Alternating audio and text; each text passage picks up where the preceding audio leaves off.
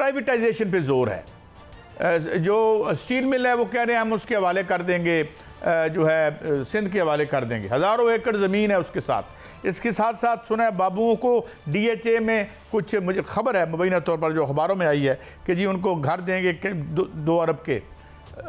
ये एक चैनल पे चली है। अच्छा, ये इस तरह लगता है कि कोई इतना हम अमीर मुल्क हैं, हम कोई दुबई हैं, सऊदी अरेबिया हैं। When we look at the perks privileges जो मुसलसल ऊपर मिल रही हैं, तो हमें लगता है हमसे ज़्यादा अमीर मुल्क ही कोई नहीं है। घर से बाहर निकल के देखते हैं तो आम एक बाइक पे एक फैमिली के 7 बंदे बैठे होते हैं। तो ये डाइकॉटमी कब तक चलेगी और कब तक ये बर्दाश्त करेंगे? और पॉलिटिकल पार्टीज सो रही हैं जनाब ज़मीर हैदर साहब।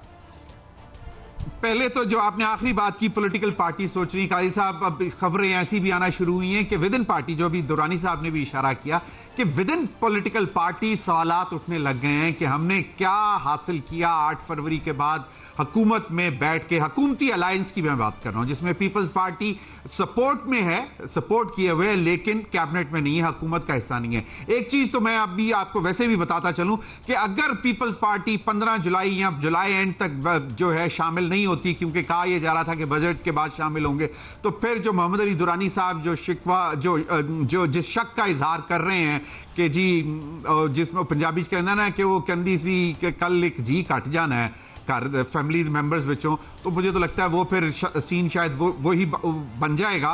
तो वो क्लियर हो जाएगा कि इस सिस्टम ने चलना है ऐसे कि नहीं चलना। एक चीज, दूसरी चीज, नवाज शरीफ साहब के ऊपर सवालात उठना शुरू हो गए हैं कि जी आप तो अवाम के लिए, कौम के लिए उम्मीद बन के आए थे कि आपको इनको महंगाई से निजात दिलवानी थी, आप खामोश बैठे हैं। आपकी बेटी चीफ मिनिस्टर हैं, पंजाब पाकिस्तान के सबसे बड़े सूबे, 12.5 करोड़ अवाम की वो चीफ मिनिस्टर हैं। वहां पे आप जाकर हालत देखें लोगों की रहने का। वफाक में पूरे पाकिस्तान के प्राइम मिनिस्टर आपके भाई हैं, आप खामोश हैं। आप क्यों नहीं बता रहे कि जनाब ये जो जुल्म इस वक्त हो रहा है इसका कौन, कम से कम बात तो करें, आके बताएं तो सही कि यार ये हुआ क्या है। ये कह देना कि जी हमारे बस में नहीं था, पहले हालात खराब थे। मुझे एक अनवारुल हक काकड़ साहब जब वो केयर टेकर प्राइम मिनिस्टर थे, उनकी बात याद आई। उन्होंने कहा कि जी ये जो 9 अप्रैल 2022 से लेके जो 9 अगस्त 2023 तक जो भी हुकूमत थी 16 महीने की, उसमें मामला सही नहीं हुए, खराब हुए, जिसकी वजह से ये सारी परेशानियां हैं। उसके बाद अब ये आते हैं तो ये फिर दोबारा उस पीछे डाल देते हैं कि जी वो 9 अप्रैल 2022 को जो हमने हुकूमत ली थी मुल्क बचाने के लिए, हमने अपनी सियासत कुर्बान की रियासत बचाने के लिए, आज भी वही है। तो आप मुझे बताएं कि क्या 2.5 साल बाद आज फिर हम वहीं पे आके खड़े हुए हैं कि इन्हीं की बातें हम सुने और मान लें कि जनाब ये इनका कसूर नहीं था उस वक्त। अब आप, ये सारी चीजें हमारे सामने हैं। अब आपने बात किया कि जी बहुत आसान है कि लोग समझते हैं कि जी हम शायद दुबई में रह रहे हैं, और यकीनन आप एलीट को देखें आपको ऐसे ही लगेगा। आप पाकिस्तान स्टील मिल्स की बात की, रशिया ने जो है एक दफा दोबारा ऑफर की थी कि आप हमें ये दे दें, हम आपको दोबारा चला के दे देते हैं, आज से कोई चंद साल पहले, लेकिन वो ऑफर भी रिजेक्ट कर दी। पहले फिर जब प्राइवेटाइजेशन होने लगी तो उस वक्त के ऑनरेबल चीफ जस्टिस साहब ने उसमें जो है प्रॉब्लम क्रिएट कर दी। आप मैनेज नहीं कर सकते, आप अरबों रुपए आप इसके अंदर डाल रहे हैं, इस भट्टी के अंदर, वो जल रहा है वहां पे। ये जितनी state owned enterprises, loss making state owned enterprises हैं, ये रोजाना की बुनियाद पर अरबों रुपए जो हैं इसमें जल रहे हैं, लेकिन हमें परवाह नहीं है। हम ये देख रहे हैं कि हमने अपनी सियासत कैसे बचानी है, और उसके साथ साथ हमने अगर इसको प्राइवेटाइज करना है तो फिर आप इसमें से अपना शेयर कैसे लें। जमीन ही ले लें जी पाकिस्तान स्टील मिल्स की जो अरबों रुपए की है, वो आपके हाथ आ जाए, बाकी देखा जाएगा। अच्छा, पहले भी तो चल रही है स्टील मिल, आगे भी नहीं चलेगी। मुझे एक बड़ी दिलचस्प बात याद आई दुरानी साहब, वो जब पहली दफ़ा आए मिफ्ताह इस्माइल साहब, कुछ नाराज़ भी हैं, मैं उनसे माजरत चाहता हूँ, हमारे भाई हैं वो, जब उन्होंने यहाँ टैक्स लगाए तो उन्होंने कहा अल्हम्दुलिल्लाह आज पाकिस्तान बच गया।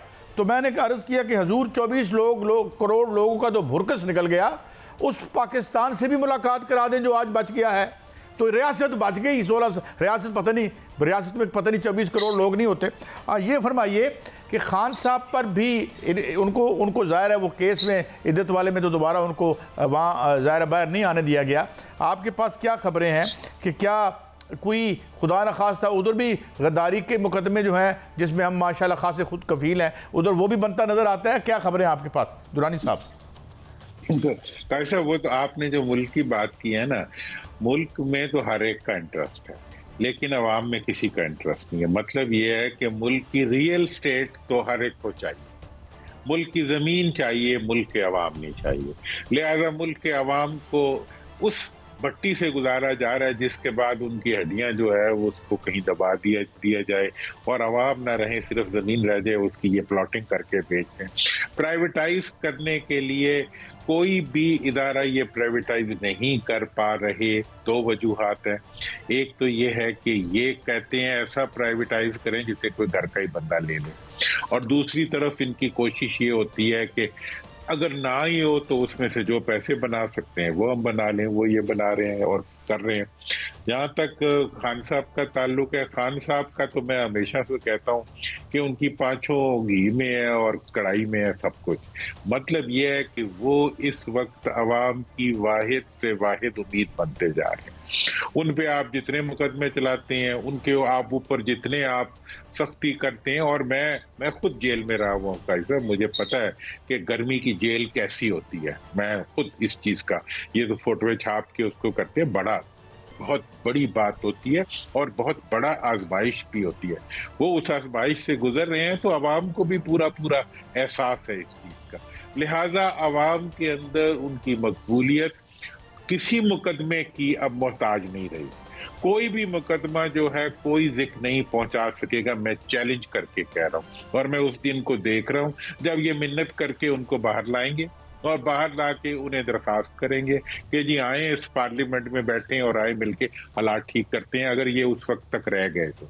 और अगर ये खुद ना रहे उस वक्त तक, और जिसका इम्कान आप रद्द नहीं कर सकते क्योंकि इतनी तेजी से हालात खराब हो रहे हैं कि मुझे जो इस वक्त के हुक्मरान हैं उनका मुस्तकबिल के लिए खदशात पैदा हो रहे हैं। पहले हम तजावीज देते थे, अब हम खदशे का इजहार कर रहे हैं। मैं अपनी बात को पूरी उससे कह रहा हूँ जिसे कहते हैं एतमाद से और पूरी फहम से कह रहा हूँ कि पहले हम इनको तजावीज दे रहे थे कि आप कैदियों को रिहा करें और आप डायलॉग का आगाज करें, आप रिकंसिलिएशन का आगाज करें। मियाँ साहब को मैंने कहा था कि जी आप कुछ नहीं तो आप सफेद झंडा लेके बड़े मियाँ साहब को निकल आए और मुल्क के लोगों को और अवाम को इकट्ठा करने के लिए कुछ करें।